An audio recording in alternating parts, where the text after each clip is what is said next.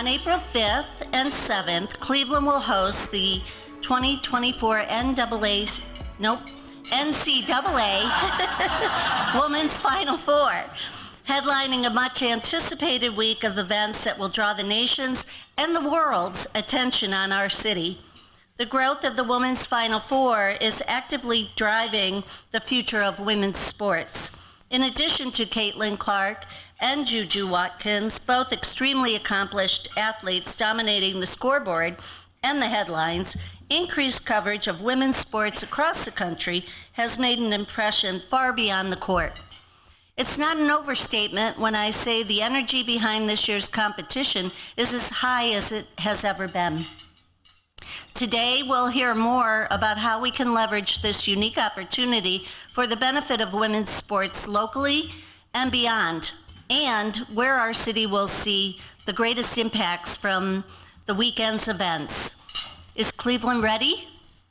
Join us to discuss these questions and more. Joining us to discuss these questions and more, you've already joined us, David Gilbert, who is President and CEO of the Greater Cleveland Sports Commission, Lynn Holzman, Vice President of NCAA Women's Basketball, and Carol Stiff, President of the Women's Sports Network and Chairperson of the Women's Basketball Hall of Fame Board of Trustees. Moderating the conversation is Carly Massetti, sports anchor at News 5 here in Cleveland. If you have a question for our speakers, you can text it to 330-541-5794. That's 330-541-5794. And the City Club staff will try to work it into the second half of the program. Members and friends of the City Club of Cleveland, please join me in welcoming David, Lynn, and Carol. Carly, the ball is in your court.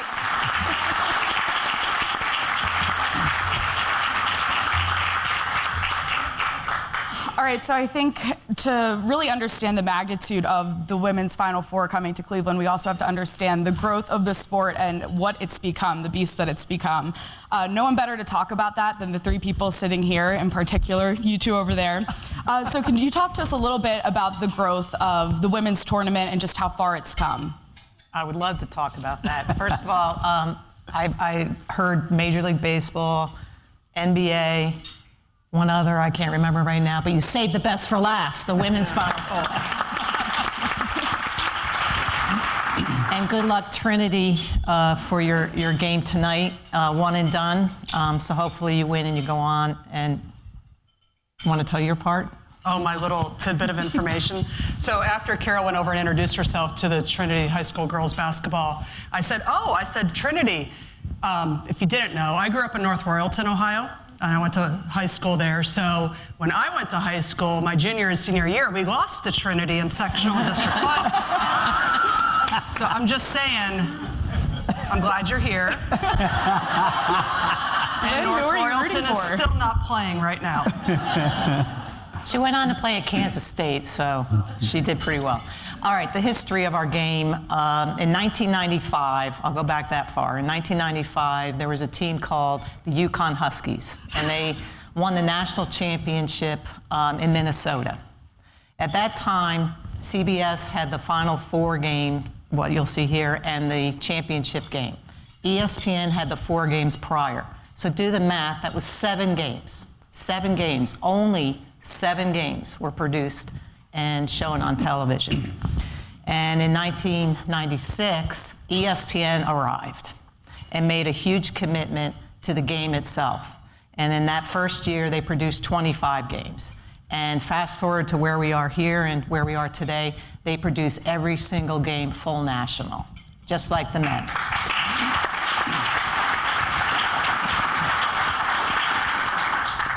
How'd I do? I think you did great. I think we should touch on how the women's game has started to live up to the men's game, how you've sort of tried to mirror some of those things as well. So it is the same entity in that way, with meeting some of those expectations and treating it as important as the boys.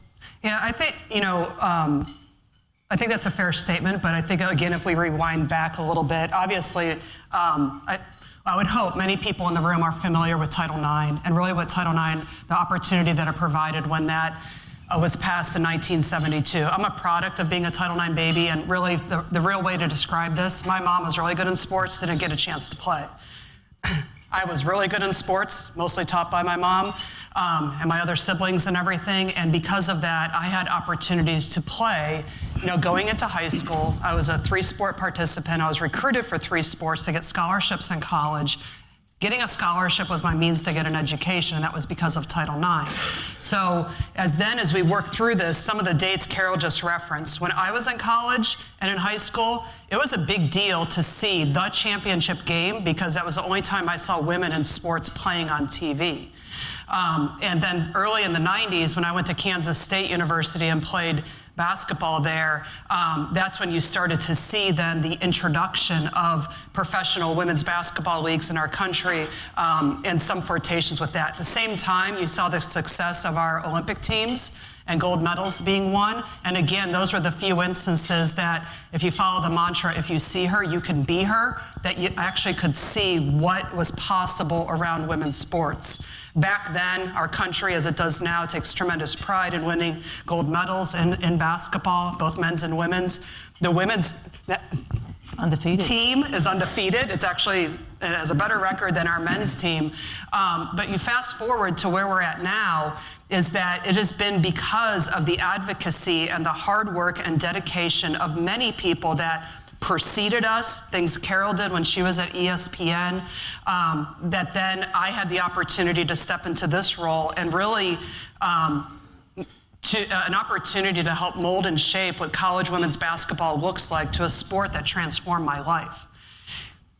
What we have in front of us now is kind of this inflection point and this kind of culmination of what's been building around sports and women in sports. So it's the opportunity to play, and then as those people had an opportunity to play, then what are we doing with our sons and daughters behind that and the generations that come?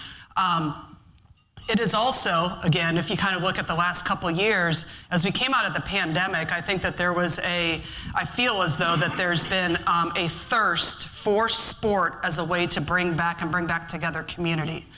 And women's sports in and of itself, the demands around wanting to be able to turn on or stream or see however you consume that information and to have the coverage. So it's been incumbent upon our broadcast partners and others to respond to that.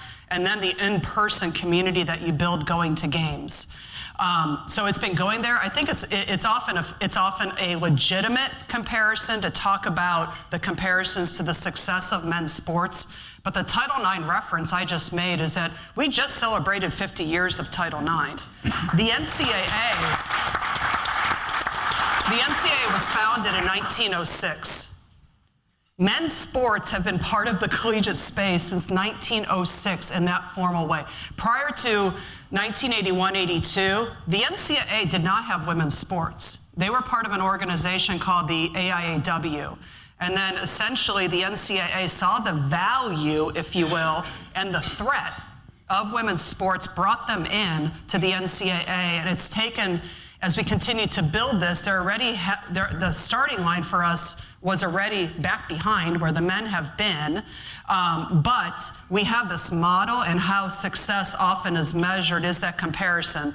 But I really would implore everyone that we are forging our own path. Our success story and the model and how we define success and the model that we're pursuing here is not that model, because women's sports is different. And how we have to seek and find and really are gaining value in business economic models has to be relevant to today and what's happening tomorrow. It can't be the men's model of when they were 50 years old. And how do you feel like you guys are meeting that? Because you look at last season, record-setting attendance, record-setting viewership.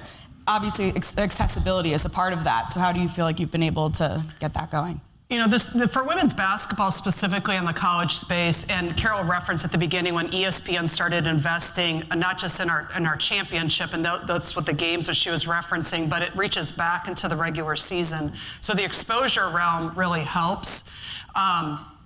It is a great storyline to talk about how, again, coming out of the pandemic, and oh, by the way, if you were tracking on things, there was a pretty significant thing, it's called a gender equity report, that came out right at that time that really pulled back the proverbial curtain about where there was not a equitable, appropriate, equitable investment in women's sports.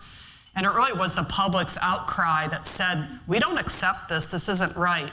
Well, what we've seen recently as we've been growing women's basketball and women's sports over the year as incremental, proverbial, the little, oh, here's a little more resources, invest, and people are, look at what we're doing, we're growing. If you give us more resources, we'll show a return on that investment. The pandemic, the gender equity report, basically for the organization I work for, and it's gone all the way down to the local level at campuses and others, is that it really implored in a public forum an infusion of resources into women's basketball.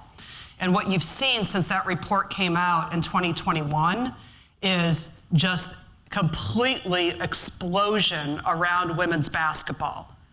And we were poised and ready. We have been advocating, asking this for years. And I say this now, our goals, and I said this yesterday at the press conference, it isn't just the words we use matter in the sense of it's not just what we have looked to build and what we hope to build. We expect a seat at the table. We know that we have a good business model. We know that there is the thirst by fans around women's sports and the unique attributes that are different than men's sports. So a quick reference on that. Recently, the NCAA just announced this new ESPN agreement for over 40 championships. And it's an 8-year deal. It starts next year, so we're in the last year of the current deal. And it's a new deal, if you will. It's not just nipping at the edges of the old deal. An important financial number out of that is 8 years of the deal.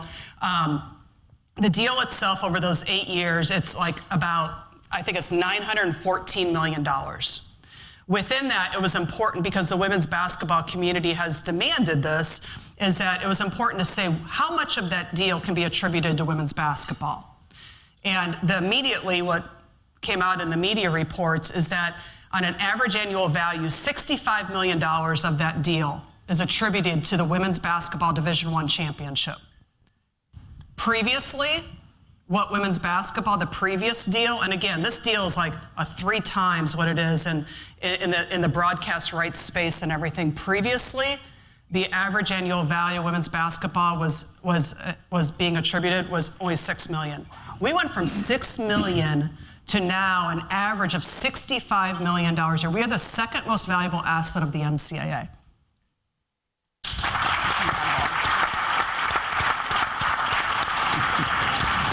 You guys, and David, I know you've been working on this for a long time, so your finger is on the pulse of the excitement around this, but to be able to host an event of this caliber and one that has had such growth and such success, and you two as well over the past few days talking about this here in Cleveland, as we hit the 38-day mark, how do you feel the excitement is growing as we get closer to the Final Four?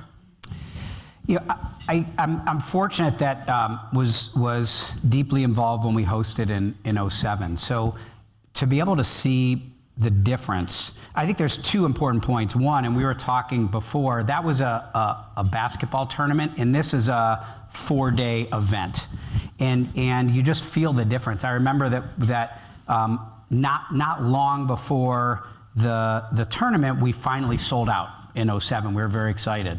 Here, the event sold out in hours, a month before.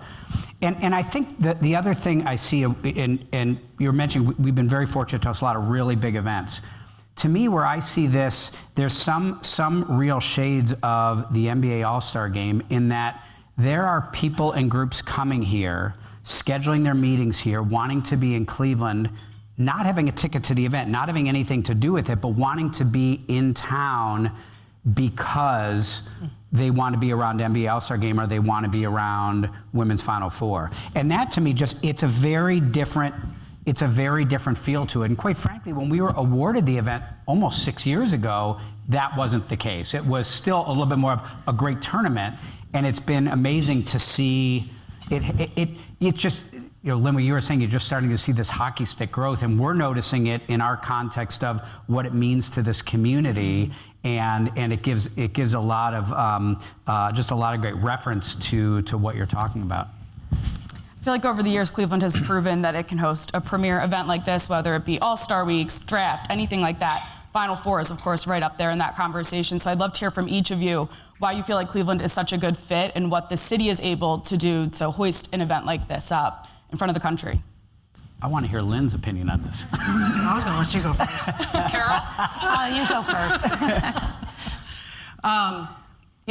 There's a lot when we look and as decisions are made. Well, first of all, as cities submit bids to host our NCAA championships, including women's Final Four, there are what we call bid specs. There's basic minimum logistical operation things that cities have to offer and provide as part of that. So really to be able to get into the door to have the conversation, you have to be able to present that. And then as you start going through the evaluation process, you start doing that deep evaluation. I think maybe a couple things I would point out relative to Cleveland and as it was awarded the bid back in 2018 is that, I think first of all is that having hosted before, which is often one of the first difficult things that you have to overcome, is because the community had hosted before and because you could point to other major sporting events that had been hosted, that helps increase confidence, if you will, about being able to manage an event of this magnitude. And that was the event of that magnitude. At the time, it was awarded in 2018 because it is very different in so many great ways now. So the basic things, I'll just do a quick reference. You have to have hotel rooms. You have to have the variety, the different levels of hotels. A city like Cleveland that is more, the way it's laid out as being more walkable is helpful. Other cities, of course, there's a reliance and also like kind of supplementing that with public transportation. The convention center, the size of convention centers really matters. And then you start looking at all the hospitality needs that you also need around the event itself. Because with, for example, the Women's Final Four coming here, the Women's Basketball Coaches Association comes here and they bring thousands of coaches as part of their convention. And they have different needs and wants as we help support their event. So those are just some really quick examples. Cleveland, how does it position itself? I think Cleveland did a great job selling itself and why it would help elevate the brand and the experience around women's basketball. Because that really matters. We've been in this growth phase, and I think recognizing and acknowledging that has been really important. The thing I want to point out also why you as Clevelanders should be really proud is that the event that was awarded for Cleveland is not the event today. What we have asked Cleveland to do and the expectations and how the Sport Commission, the Greater Cleveland Sport Commission, Rocket Mortgage Fieldhouse, and the Mid-American Conference have responded to what is needed in the sense of investment resources in order to execute this event today, which is, I'm probably being conservative, is probably 6 times what they signed up for in 18. And that is financial, that is personnel, that is, I'm telling you, and I know you also we have the eclipse here, I know that. And the opening day of Guardians baseball on Monday, all of that. But it's not just the tickets, the hotel demands, everything. And as we work with great partners like this to be able to write this chapter around women's basketball, it's very impressive what Cleveland, how they really stepped up and said, you know what, we have a lot of pride. We're going to beat what Dallas did last year.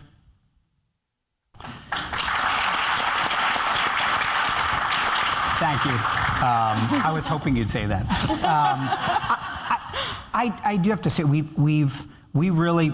It took a while to get there, but we really view Cleveland we know this. We are one of the best cities in America for the hosting of major events. And we've built this incredible community infrastructure. We've hosted so many. We led up to, I think 16 was a big year when we hosted the Republican National Convention, hosting a political convention. It went well, and then we headed into this series of year after year of major events. But we have this incredible partnership, in this case, as Lynn said, with Rocket Mortgage Fieldhouse and Sports Commission and Mid-American Conference, but others, certainly the City of Cleveland and Destination Cleveland and Downtown Cleveland Alliance and organization after organization, city clubs involved. All these people say, I want to be part of this. Rock and Roll Hall of Fame, the film festival, everyone said, I want to figure out how I can make women's Final Four better. And we have this amazing partnership of public-private civic organizations that takes a lot of pride in not just the check-the-box items that Lynn said. Do we have the hotels? Do we have the facilities? On and on. It's how can we make the event better? So our goal is that when NCAA walks away, they say that was the best we've ever had. Whether they can say it publicly or not, that's what we want them to feel, so that next time they say, yeah, when we bid again, it's an easy choice. We want to go back to Cleveland. And I would say, and lastly, it's a pretty small world. I mean, the people in this sport event world, whether it's NCAA, Olympic world, everyone knows each other. It's not a big universe, and so we hope we have that reputation that if we're going after something, there's phone calls to be made, and people say, yeah, you need to go there. Just let me do the TV side of thing. The responsibility of ESPN and now ABC for the championship game. Second year. The role of ESPN is to showcase the event here in Cleveland. So how many credentials does ESPN have? Hundreds. There's a lot. Hundreds. There's a lot. Hundreds. So get ready, everybody. It's their Super Bowl. And they bring in truck after truck and credentials, and they take a lot of great pride. So they'll be running around here doing scene sets. Yeah. in There's and out. 5 production trucks. They bring all their Monday Night Football trucks. To the point there's not enough space at Rocket Mortgage for all the trucks, so one of them has to be like on the side. This is a major deal. Yeah. Thank you. Okay, Yeah. You helped And build it. I like the fact that it's not in a dome also. And you watch the men's, champion Final Four. The coaches have to step up onto a platform. How difficult is it for the student athletes to even see the rim in a dome? The experience of the fan in person is cold, and that's not the case here. It's intimate. It's a hard ticket to get. You want that. And it's a basketball city. I was just in the restroom before coming out, and they were, cleaning their hands. 2 women were cleaning their hands. They were talking about last night's game. And, yeah.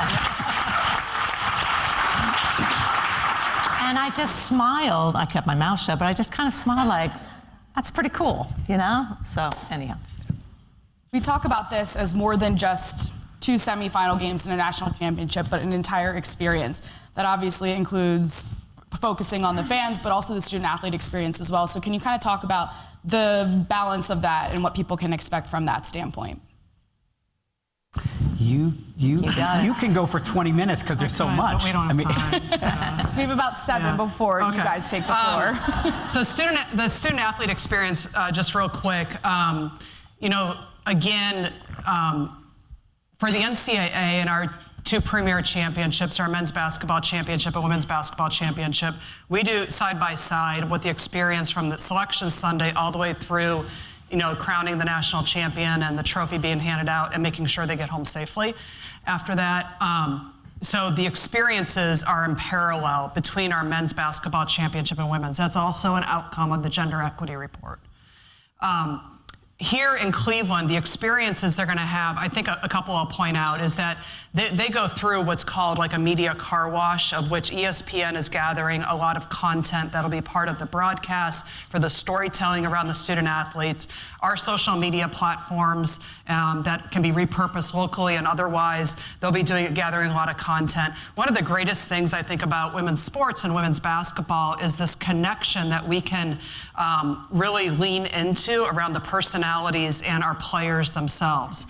And it's been a tremendous thing.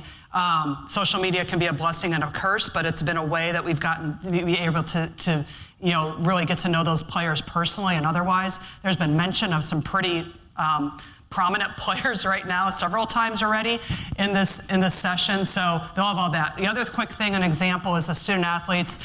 We have what's called it's a private salute event. It is only for the Final Four teams. Well, the Rock and Roll Hall of Fame will be hosting that salute, and it's a place for those student athletes to be able to mingle and those coaches together. Having that opportunity in a city like this, while the Rock and Roll Hall of Fame has some tremendous exhibits that are going around, some of which that are focused on women within music and otherwise, also goes in line with some of the things we're trying to do. The fan experiences, that is also where things have been completely continue to expand and be blown out of the water. So I can stop talking because you can talk about some of the fan experiences. I can if you want, but you. Well, here's what I'll say sort of philosophically. So we know when this event is here, the economic impact, that's always our biggest measure. That's going to happen. That people are coming in, they're going to spend a lot of money, and it's going to mean tens and tens of millions of dollars. And we're also the beneficiary of enormous amounts of additional national media that we hadn't even contemplated 6 years ago. But I think we always try to take a close look at how does the community get involved. That's sort of our third leg of of the stool of impact. Because, look, I mean, the fact is, thankfully, tickets for this are really expensive. I mean, probably more than the men. I mean, already the secondary market. Be clear, that's on the secondary market. True, on the secondary market. But it's awesome that that's the demand is there. You can go to the NCAA ticket exchange if people do decide they want to get rid of some tickets. And Lynn can tell you the address of how to get there. But what's great is there are so many events, and I'll go through a few, but the fact is we try to make sure when big events are held that afterward, so we can maximize the number of people in this community that can be affected by having that event. Even if they can't get a ticket inside the arena or the ballpark for whatever that major event is. And a lot of times our organization creates those things because they may not exist, and we've done a little bit of that, but I would tell you, as much as any event we've ever hosted, the NCAA already has them. Our job is to help make them greater, help activate them more in this community than other places. That's our hope. More people attend, more kids read, all that stuff. But they've provided as much of a platform as any event that we've ever hosted. So there's just opened up a basketball bounce, 2,200 kids 18 and under that get a basketball and a T-shirt and go through a parade to the Fan Fest at the Convention Center. There's Read to the Final Four, a program we're doing throughout all of Northeast Ohio with, gosh, I forgot how many classrooms, hundreds of classrooms. We think we'll exceed 10 million hours of reading for third graders. There's a big party on the plaza that takes place every day, and there's a lot more. All of it is free. And what we want is that tens of thousands of people can feel like not only were they proud that the event was here, but they were able to be a part of it, even if they weren't fortunate enough to get inside of the arena for the games themselves. So we made a lot of those announcements yesterday. I'd encourage everyone and your friends and family, look at all that because it's all free. The young players in the room, I'd encourage you, sign up for Bounce. You get it free. Basketball, you get into Tourney Town is free in the convention center, and through that, there's a lot of activations. On Saturday at Rocket Mortgage Fieldhouse are the open practices with the 2 games. For the first time ever, ESPN is going to be broadcasting those open practices out across their platforms. But that's free, and if you don't have a ticket to the game, it's a chance for you to get in there and to see the 2 teams that are going to be playing in the championship. Make Saturday a day out of it. Go to Tourney Town, go to the open practice, and then if you're so inclined, go to the free concert on Saturday night that we announced yesterday that you can get tickets for. Do you want to say who's playing? Lotto. Yep. Public Hall. Free. All right, and then lastly, before I open it up for a Q&A for you guys, a little light question before we get to that economic impact of such a huge event, and really how the community can benefit from hosting the Final Four. Well, I'd say the economic impact is really measured by outside spending in the community that otherwise wouldn't have been there. So it doesn't take into account locals who might spend because theoretically we would have spent here anyway. So that's a good context. And we were thinking this event was going to be around 22 million based on the bid from 6 years ago and past women's Final Fours. We're doing a third-party economic impact analysis that'll be done probably about 60 days after the event. I'm not going to predict a figure, but I would imagine it's going to be quite a bit higher than that 22 million, which is amazing. And all these extra things, all these extra ESPN trucks, all these extra fans, these other organizations. And the hotel prices are a lot higher than for fans than they otherwise. Just all this adds up as great for Cleveland. So I would say well north of 22 million. How far north? I'm not sure yet. We'll see. All right, we have 30 more minutes with David, Carol, and Lynn's time here. So we're about to begin the audience Q&A. For our live stream audience or those just joining us, I'm Carly Massetti, sports anchor at News 5. Here in Cleveland, I'm moderating today's conversation. Today, we're getting a sneak peek into the NCAA Women's Final Four hosted April 5th and 7th, of course, here in Cleveland. Joining me on stage, David Gilbert, President and CEO of the Greater Cleveland Sports Commission, then Lynn Holzman, Vice President of NCAA Women's Basketball, and Carol Stiff, President of the Women's Sports Network and Chairperson of the Women's Basketball Hall of Fame Board of Trustees. We welcome questions from everyone. That's City Club members, guests, students, those joining us via the live stream at cityclub.org. So if you'd like to text a question for our speakers, please text it to 330-541-5794. That's 330-541-5794, and City Club staff will work it into the program. With that, we're going to open up to questions. Hello. First of all, I'd like to thank everyone who are pushing women's sports forward. This is a two-part question. Everybody knows flag football is going to become very popular. How do you see women involved in that? And then all the success that you're having with basketball and other sports, are you also reaping the benefits? In my day, we did not. So are you getting the pay? Are you getting the dates that you're wanting? Are you getting the better locker rooms and all the, so I'd like to know, I mean, it's great for the recognition, but are you reaping the rewards? So your first question, I'll answer from the NCAA context. The president of the NCAA, Charlie Baker, he's been in his position now for just about a year. But recently, he made an announcement that the NCAA is actually partnering with the NFL to help around the growth of flag football and flag football for girls and women in particular.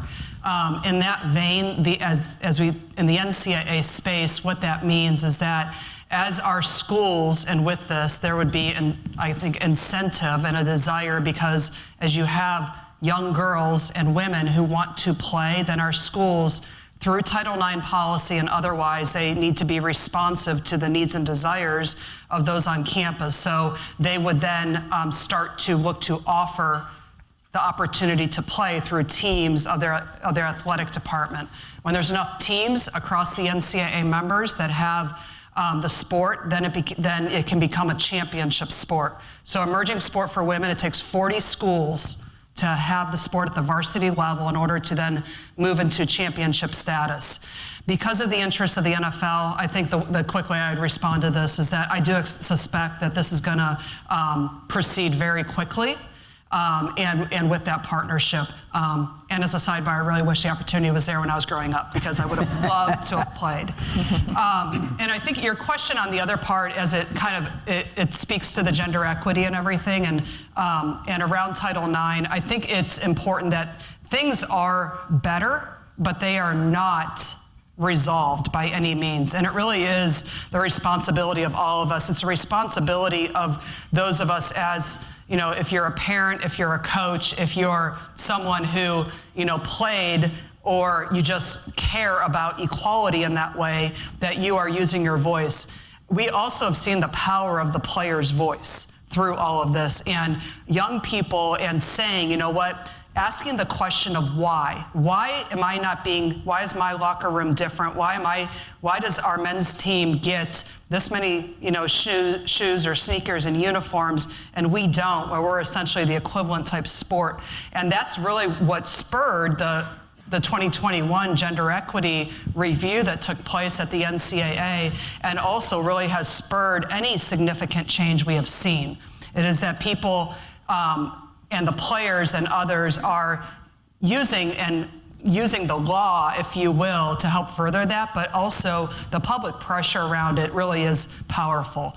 My message on this is that it is not perfect. I will be the first one here to sit here and tell you that. I experienced discrimination when I played in college and high school, everything. I didn't even know that I was experiencing discrimination at the time, but I know now that I would counsel and really, as I've dedicated my career to being an advocate around this, is that we have to continue to keep our eyes open, our ears open, and use our voices.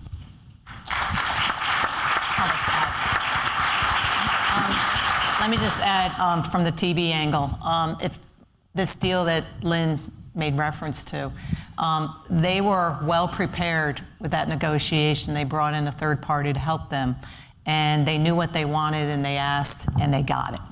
And so with your thought, I'm part of launching, I left ESPN 2 years ago, I launched a women's sports network. What is that? It's not a .com, it's 24/7, it's a streaming channel, it's all women's sports. So instead of having Sports Center where maybe the last 2 minutes was on a highlight on women's sports, it's a whole show called Game On, and it's only women's sports, and it's free. It's not behind a paywall. So, so obviously we're just a startup. We don't have the financial funding to go out and get the NCAA rights or get the NWSL rights, but we are sort of the surround sound, and what we're hearing from fans like yourself is we want to hear more of the storylines.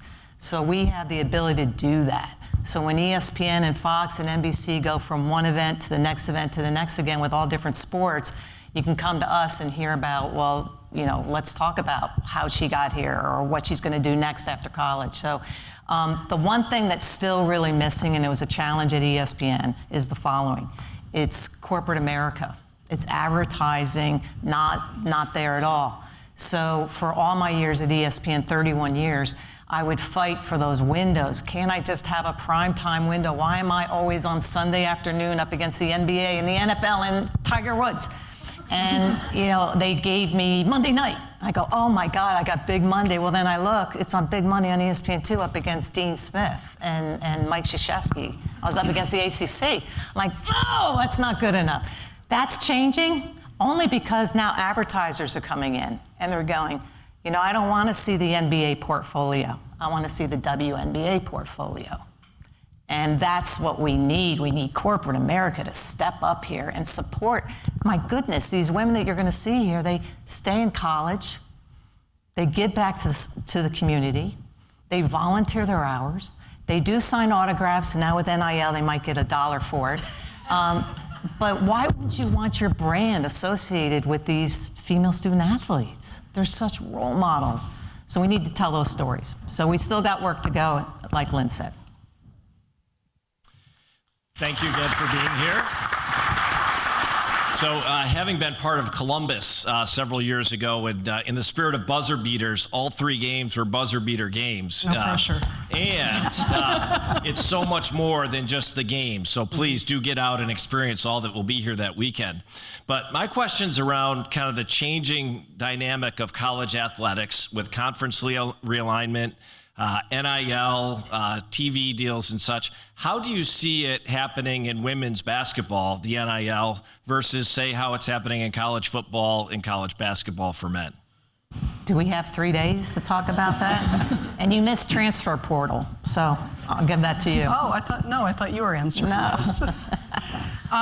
You know, it is a very dynamic time in college athletics, and there's always been these dynamics around college athletics, but I think you have the significance of these issues all coming together. And some of on the regulatory side, some of those issues, whether it is around you know, the change of transfer regulations, or it is around name, image, and likeness, or some other things. Some of the changes that we've seen have been spurred because of legal challenges and decisions by courts, right, or, you know, whatever your opinion may be on the matter. And sometimes, you know, change is difficult for people, and there's other forces that need to really force an organization and leaders and others to look at things differently. And that's what we're experiencing right now. There are some really great, unique, I think, special attributes about college athletics that continues to differentiate itself from the professional space. And really, I think it's the NCAA as a member organization across 3 divisions that it really is for the organization. Our responsibility is to try to make sure to remain relevant and to continue to be responsive to how we as a society and an American sport culture also evolve. So how did we get to this space? You know, again, it could be a 3-day conversation around it. That's really where we're at right now, is what are the unique attributes, what are the things around the collegiate model that you really, that there is a public consensus, if you will, and consensus of our membership that you want to retain for college sports to preserve and to really be able to celebrate and honor those differences between just the straight up professional space.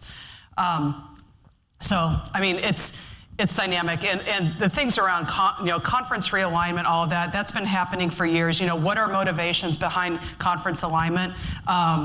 You can read this if you pick up the paper, if you're still an old school paper person, or you read any of the pundits out there. Much of the conference realignment is motivated by football. And then as those football alignments take place, which may also reach back into broadcast deal, and it's really where American football continues to sit within our sport landscape, frankly. And what now with these conference realignments, as we start to see the effects of them, with football, the athletic department and bringing of their other sports, really, what is that going to, what type of impact is that going to have on our student athletes and those other sports and everything? That it's going to continue to be, I think, a really poignant discussion point across the country and everything. So I certainly do not have all the answers, as if you're a college sport fan and you kind of watch that space and everything, often even the seat I sit, it is just watching and seeing what's happening out there, because a decision around conference realignment is made by those conferences, their presidents and otherwise. It is not made by any of us in Indianapolis, Indiana, at the NCAA national office. We have to also deal with the outward effects of all those decisions that our own members are making. All right, good. This question is for Lynn. So it's a two-parter.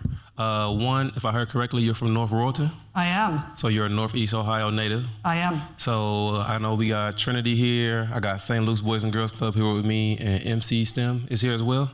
So we could use a little home cooking, maybe on some tickets for the student section. we could use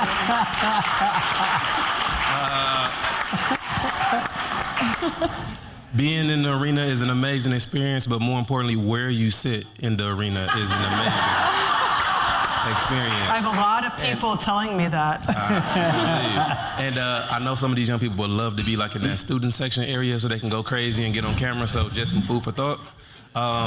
Second question, you already mentioned some players before, the great Juju Watkins, who I love. Here locally, we got Cody McMahon, JC Sheldon, and one of my colleagues at the Boys and Girls Club, his cousin was the great Naz Hillman at the University of Michigan, who is in the WNBA now and doing her thing. But my question is, obviously in the men's game, now you have to have a pit stop for 6 months or 1 year, at least one season. But when will the rule potentially change for women to where they can go directly into the WNBA, or just have to have that same strategy of just that one season and then be able to move on, especially with the success of, Caitlin Clarkson, Juju Watkins, and many of the great women in the game? Court case. You can help with this answer, but I'm gonna come back with you on Naz Hillman, just so you know. So Nashima, her mother, Trinity, played AAU with my younger sister. Actually stayed over my house. More reason for home cooking. We can start name dropping some of the players that we played AAU with and everything. So as you just referenced, the WNBA and the NBA, there's different rules, if you will, around when you're eligible for the draft. Basically, how that all comes about is the players' associations negotiate that with the owners and the organizations as to what those eligibility criteria are and everything. And that's why there are differences, because you have the NBA Players Association and the NBPA, the Players Association. And for the WNBA, if I have this right, I believe it's you have to have 4 seasons, an opportunity of 4 seasons to be completed before you're eligible. That's also why this year you're having this kind of, is she going, is she not going, because of the COVID season, that the NCAA afforded those as effective COVID as an extra year of eligibility. So It's not an NCAA question. It's really a question for the WNBA and their Players Association if they do want to look differently. You know, the WNBA also faces issues in the sense of they just announced some expansion. For example, they'll have a team in the San Francisco Bay Area, and they continue to look under their commissioner leadership at other ways to expand. And the reason that's important is because of the number of roster slots that are available. So there's a series of issues, I think, that come into play when you talk about the opportunity. But, you know, I know their commissioner and their leadership, they've continued to do some great things to build the league, and the expansion example is one in particular I know was immediately on her radar when she took over that position. I would just add a lawsuit could change that, like we saw in the NBA. Mm-hmm. So just saying. I just wanted to ask, I want you guys to get involved here. So does everyone know who Caitlin Clark is? Yes. Okay, all right. Show of hands. All right, put them down. Should she stay another year at Iowa, or should she go to the WNBA? So let's start off. Should she stay? Very few, so raise them high. All right, should she go? All right, should she go? Gentleman with right there next to the guy that was trying to get tickets from Lynn. Why should she go?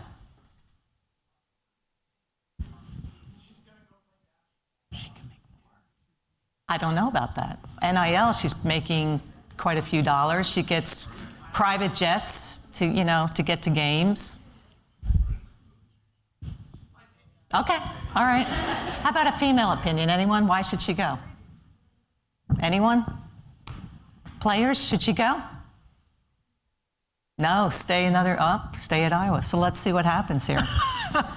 Stay tuned. Yeah. There's a lot of, obviously, I think it'd be an interesting story, but whoever advances to the Women's Final Four, they've earned the spot to be here. And regardless of whether it is Iowa, regardless of whether it's, South Carolina, any of those teams. Ohio State. You will see tremendous basketball. This is like some of the greatest basketball. I did not say women's basketball, I said basketball in the world.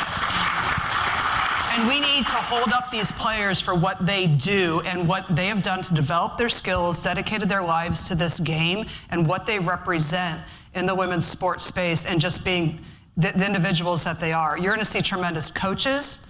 The stories around coaches such as Dawn Staley, it's going to be a tremendous experience. So you can have your favorite teams, of course, but my request to you is just whoever is here, we need to prop them up, and we are going to put them on the stage to perform at the highest level. Adding on to what he said, how can high school students get involved in the Final Four instead of just volunteering? Like, can we volunteer instead of just attending and going to the game? Can we get involved and have an experience at the Final Four? Love it. Well, I would say I will leave the ticket question to my good friend here. But I mean, the short answer is yes, absolutely. I mean, I would say go on right now and sign up for the Bounce. It just opened yesterday. We already had several hundred register in the first 24 hours. And then go to Tourneytown right from there. Go to the open practice. I mean, that's what it's designed for, is so you can go and really feel a part of it, feel a part of the whole experience in Cleveland, at the practice, be up close to the players, watching them right there. So there are a lot of really good opportunities. Yeah, that's a good idea. I never thought about it till the question is, I wonder if you could have like a raffle to go to the media Q&A and meet our talent, the ESPN talent, ask them questions if you're interested in broadcasting. And I'm sure there's something that, I'm taking It's a great idea. Yeah. Just saying. Yeah, there are a lot, and I'd encourage you with your, with family members, coaches, people at your school and everything, find a way to come in and be part of all this. There are other other things that you can do as well. But with some of the adults in your life, and we can help figure that out. In the past, just as a quick reference, I'm going to use a real quick plug because you allowed me to say this. For any young person in the room, male, female, whatever the case is, I would highly, highly encourage you to look at a career in sports. When I played, I thought the coaching was really the only path. I did a lot of youth coaching when I was, started going to grad school, all that stuff. And through opportunity and having, seeing what happens behind the scenes, if you are interested in business, you can do business in sports. You can work production for broadcast. You can be talent on TV. If you like math, you can do accounting around sports or whatever. We need the next generation. We need women in sports because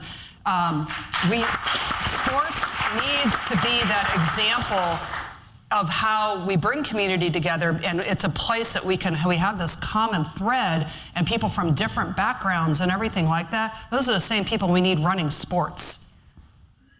I don't need to look up at a screen and see everyone that looks the same, whether it's race, ethnicity, whatever the case is. The players on our court do not all look like that. So we need you to come and take this seat from me.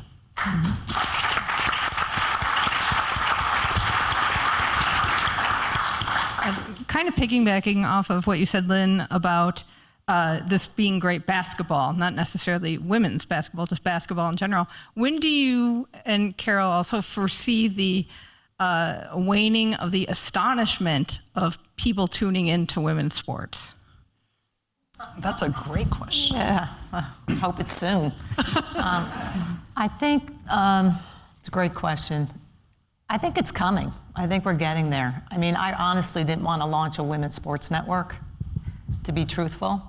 And I hope that we don't have it too long because it should all be all together. It should be all one.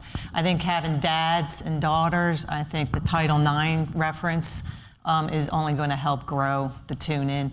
I think putting it in better windows, giving the sample to the audience, all the social media demanding, to see it, will come. Yep. Yeah, I think right now we are going to fully embrace and welcome anyone that wants to get on the bandwagon that we've been riding. Because that's the point we're at in our growth, is that we aren't going to turn anyone away. And then I can't tell you the number of conversations that I've listened to. I don't know if it was in a bathroom or not, but that I've listened to where they're like, and this is what I would describe essentially as the Caitlin Clark effect, is that because of that and that storyline, as an example, they tuned in. And the next conversation it wasn't about a game she was playing, it was a different game. A women's basketball game. These are the guys I work out with at my gym that, trust me, we're not watching women's sports, and they would just do the little jokes with me or whatever. They are all bought in this year. So we're welcoming them on. Come with us. We told you it's a great game, it's amazing watching these athletes out there. And I would say the same thing for other sports, not just women's basketball. And even I was watching a golf outing last year, and Caitlin was playing in it, and she was terrific, by the way. The line of people behind her, following her from hole to hole, it reminded me a lot of Tiger Woods back in the day, but my goodness, she's pivotal to our game. And just like Diana Taurasi was when I was at ESPN, all the guys in Sports Center at studio were talking about this woman named Diana Taurasi. She plays like a guy, and it was rewarding because we got more windows and we grew the game. So there are certain times, and you mentioned a few earlier in one of my opening, and I think that she's going to just bring a ton of people under the tent. Okay. Our next question is a text question. It says, in 2021, the NCAA tournament found itself under heat when pictures revealed the women's weight room were nowhere near equal to the men's. What steps are we seeing here in Cleveland to make sure the women's have the most state-of-the-art equipment and support to succeed in the game?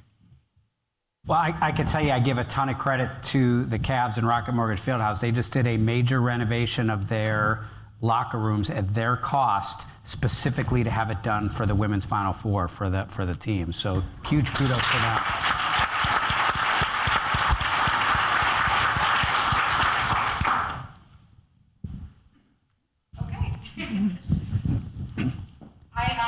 sit here and listen to like so much more of this. I don't know about you guys, but I'm very, very excited for this April. So round of applause for our speakers.